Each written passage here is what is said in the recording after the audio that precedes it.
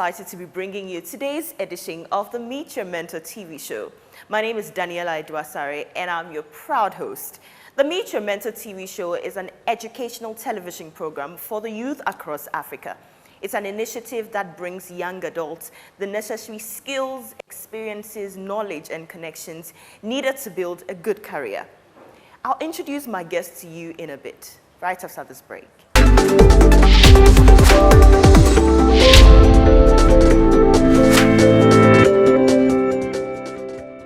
You're welcome back from that break. American professor Jeffrey Pfeiffer believes that your task as a leader is to teach people how to think and ask the right questions so that the day you decide to take a day off, the world doesn't come to a standstill. And I can assure you that my guest for today is such a fine leader. He's a man who has over 27 years of work experience, 22 out of which has been in university administration. Dr. Emmanuel Duncan is the current Chief Finance Officer and Head of Finance Directorate of the Central University.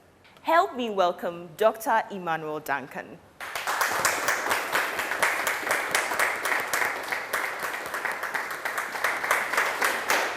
You're welcome to the show.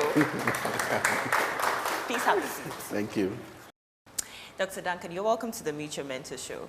Thank you very much. Awesome. For the opportunity. The pleasure is ours.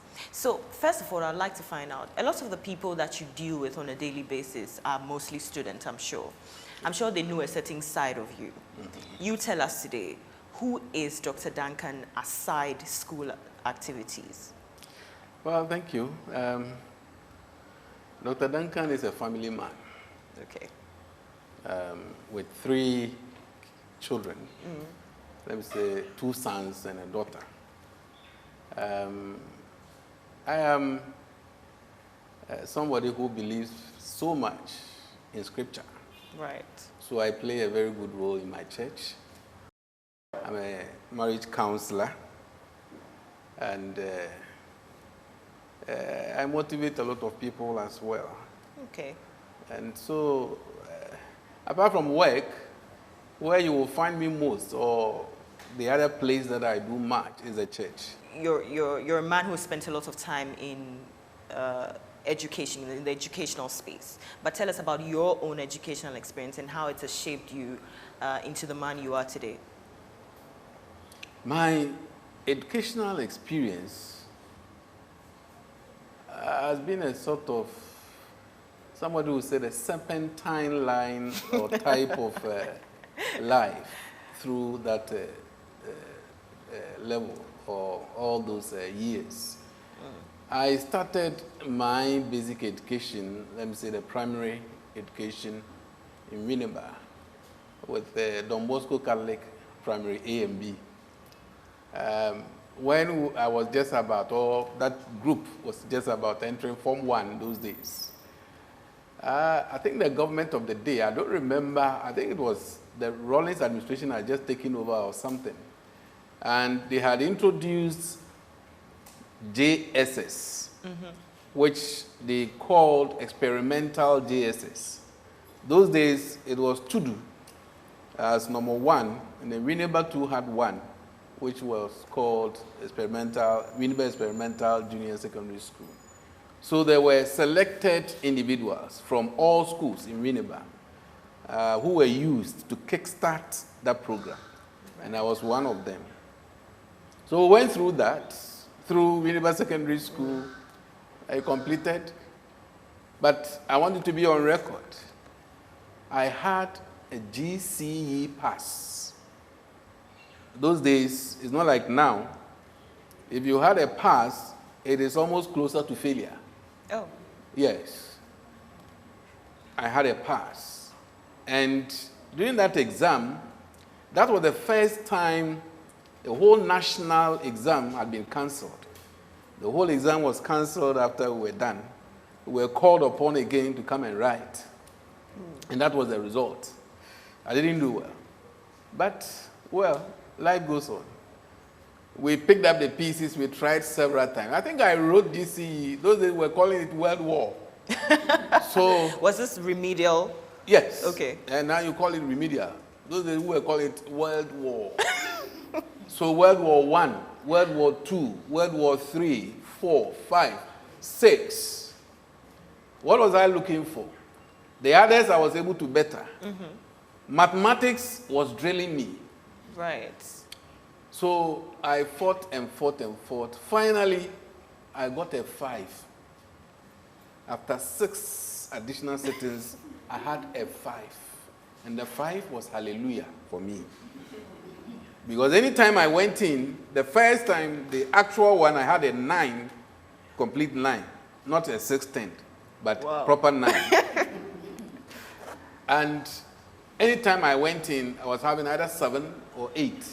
7 or 8. What actually helped me was he was even my best man when I was married. This young guy, he's very good. In fact, during his time, the whole Ghana, he won the award as the best student for GCE O-level. So I called him, Godfred. He's called Godfred. I'm also Godfred. The G in my name is Godfred. Oh, right. So Godfred, please come. He's my small boy. But where the thing was going, it's not about small boy or big man. You had to swallow your Yes. pride. So I invited him. I said, Godfred, this has been the bane. I've been trying. I've been attending classes here and there. I'm still not getting it. So he said, my brother, let's sit down.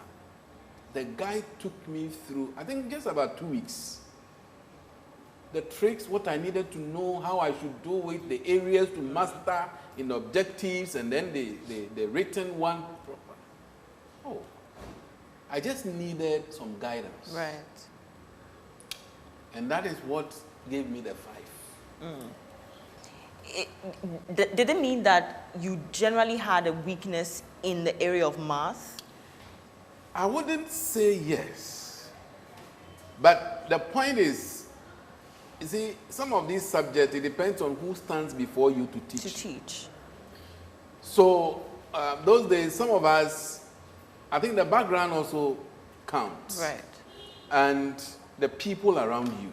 What kind of background is it? Maybe I should ask what kind of background you came from. You know, my mother died very early. Okay. When I was age 9. And then my daddy too, for some reason, there was some confusion between my maternal side and him. So he decided not to look after us again. My auntie, one of my aunties and the husband took 2 of us. But we were 4 in number. So they took 2 of us. Myself, I'm the second one, and then the last one, who is also a boy. Before I got the 5, I had enrolled at T-Poly, Directorate, to read RSA Stage 3. In fact, it was at that point that I realized that I wasn't bad. And by that time, just after O-level, in August, God touched me. I wasn't a bad boy, but I didn't know Christ. But I think that brought a sort of rejuvenation in my soul. The way I was thinking, the way I was doing things, and how and what changed. Nobody taught me anything, but it came naturally. At the Polytechnic, I was the best student in the class. I remember one Mr. Shen, he was teaching us economics. When he's citing examples, he will call my name. I was very uncomfortable, but he would do that because he draws attention to you. But he thinks that an exceptional person should be, always, But, I mean, it went on like that until we completed. Thereafter, I came to serve for 1 year. Went back to T-Poly, but I went to IPS. That's where we went to. We came out. We tried again to qualify as a chartered accountant. We struggled. Then later, I think later, at a point I abandoned it. Then 2006, I chartered. But just either it was coincidental or God had arrange it that way. Before I charted, where I was working, the head asked me, Mr. Duncan, I had not been a doctor then. Why don't you enroll and do the first degree as you try to write the final? So I did that. And the year that I came out as a BBA student, first class honors, it was the same year. Mm-hmm. The BBA I graduated in somewhere, I think I completed in May, June, graduated in November. That November, I also qualified as a chartered accountant. Right. I thought that would be the end. Then the opportunity came for an MBA program in Paris, France. So we all enrolled, a few of us, some colleagues, we enrolled, and also we went through that successfully and graduated in 2010. And again, I thought that would be the climax. Then my better half, I don't know why, but she came to me and said, Iman, I want you to do the PhD for me. I looked at her and said, PhD, because my focus is not to teach. Then it just came in, another colleague sent me a brochure of an institution in the Philippines, the Bulacan State University, which was running this program through distance with some agency. So we enrolled. In Ghana, when we started, we were about 11. They all stopped. I was the only person who continued to the end and graduated in 2017 in the Philippines. If you haven't picked anything at all from this first half of the conversation, it is that, try to better yourself. Don't get comfortable where you are. Try to go a step further and be better because you can. We'll be right back.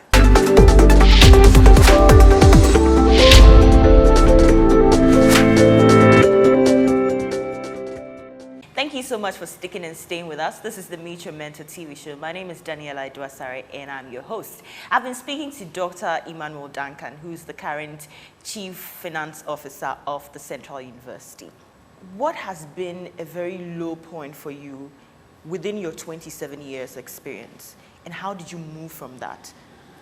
Thank you, Daniela. I would say that it happened when I was working with the University College of Education, Winneba then. And this family business, which approached me that they had lost the accountant in charge of the firm, so they wanted me to move on and come and join. It was a very difficult decision to take because I have known the company not to be very consistent in terms of payment of salaries and all that, because I was a family man then. I started a family as a young man. But they assured me. Unfortunately, I moved. At that time, we had just had our second son. And salary, just after I think the third month, ceased. I tell you, buying Cerelac, it was a problem. But with the support of my wife, because we do everything together. In fact, even salary-wise, everything is together. So it's not about your money or my money. Right. That sustained us. So we kept on until we got another job. But there's another point. Where I was before I moved to Central, it was a very difficult experience that I don't even want to remember. But the important thing is that, though at a point I thought that I should even end it, frankly speaking, one day when everybody had left and I was alone in the room, I just asked God, why? Because I came back from the Philippines only to be handed over a non-renewal of contracts. Because my contract had ended.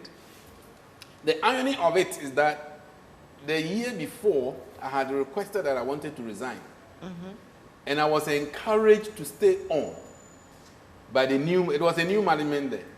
The way things were going, I thought, no, these people, I can't read their mind. So I wanted to, and they gave me all the assurances, and I went out, came back, only to be handed over that letter. On what basis? I don't know the reason till now. There were a lot of rumors, but nobody could substantiate anything. Right. But that is the nature of this job. This job, if you don't have that heart, you can't. So prayer and encouragement from other friends and whatever.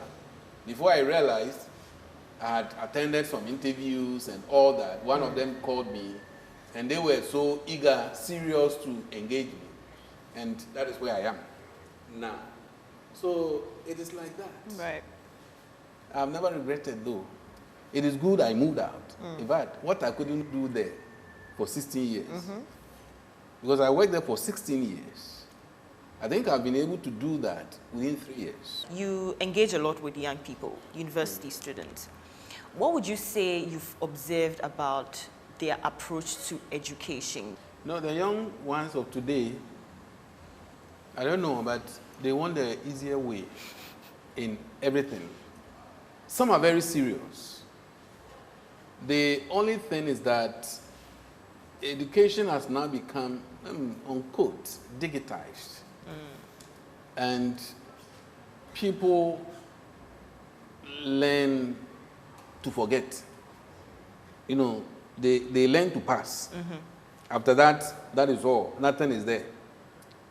So when you engage them later, you realize that a person has gone through the university system, but the university has not gone through the person. But I'll urge them, when you get to campus, whenever we are doing orientation and I get a chance, what I say is that you are here. This is not like the secondary school where you have somebody responsible coming around inspecting A, B, C, go to bed, have your siesta, go to the classroom to learn and all that. Nobody is there to do that. You take your life into your own hands. It will be positive or negative. It depends on how you approach it. Some unfortunately approach it from the negative side and they end up disappointing the family. But those who approach it positively, knowing why they are there, they end up with flying colors. Right. Before I ask you my very final question, you raised an interesting point about students of today learning just to pass and they forget about it.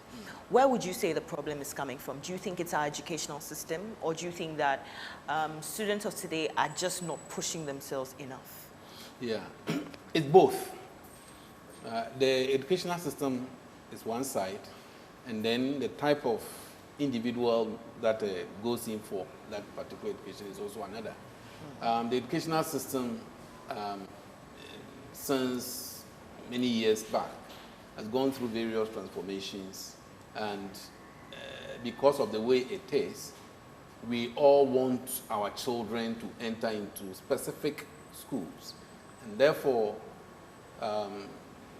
those instructors, the providers of information or education to these students, train these students specifically to go and pass the exam.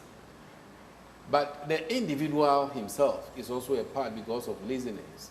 Some go about knowing that they will get some questions to work on. Even some parents buy questions as to whether that is true or not. But we've been hearing all that they buy, some of them buy questions to ensure that they get private teachers to teach their children just to pass. But the question is, why would people or organizations or institutions or parents go into this? Just because they want to get there. So the government side, now that we have this sort of expansion in terms of infrastructure and whatever, to ensure that people get to whatever institutions they want, even though it's not like it used to, I think it will sort of reduce this burden. But one thing I want to emphasize here is that notwithstanding, I have also realized, because my wife is an educationist, students who perform, let's say averagely, and they get a chance to compete with the so-called prestigious institutions, the JHS level, who enter the same secondary school. More often than not, those from quote Saito, they're able to perform better comparatively. I've not done the research to prove this, But teachers who handle people like this will tell you that you realize those from the side, because of the way they are taught, is a robust system. Right. So you would have to find your way out to get it. If you had the opportunity to speak to the 20-year-old you, what would you tell him? I'll tell him that he should not be an accountant. Why? I'm not discouraging anybody. Okay. But the frustration, the stress, and you are not appreciated. You see, the name accountant comes out of the word accountability. Right. So you It's are a always lot of accountable. responsibility Yes. on you. And so when Daniela comes to me, I'm using Daniela because she is right before me, and says, Doc, maybe we are in the same employ, and so my machine is not working. I need one now. Then I'll say, no, you need one now. In the budget for this year, you don't have any line item for computer. So it's not possible. Daniela will not understand because I'll tell her, wait. But it's a good job. It's a nice job. Just that the stress level, the pressure, and you not being acknowledged because they think that every problem is coming from you because you are being. But outside that, in fact, I pray that none of my children should take after me. And thankfully, at this point in time, nobody is going through. But I'm not discouraging other people. But that is my own. That's some honest feedback, right? It's been an absolute pleasure. We'll take a few questions from our audiences.